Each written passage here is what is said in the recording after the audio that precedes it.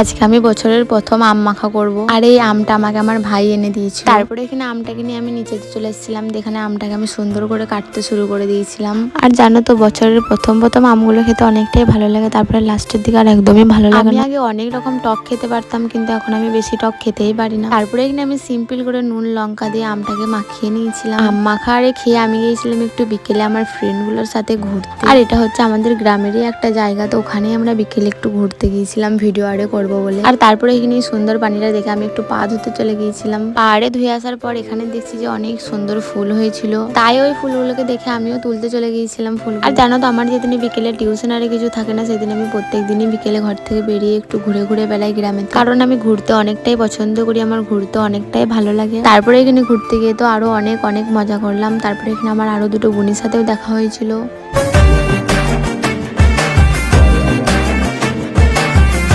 তারপরে এখানে আমরা কয়েকটা ভিডিও করে চলে এসেছিলাম বাড়ি। এখানে আমার মাসিমণি আমার কাছে ভিডিও করতে এসেছিল, তো ওকেও ভিডিও করে দিলাম সুন্দর করে।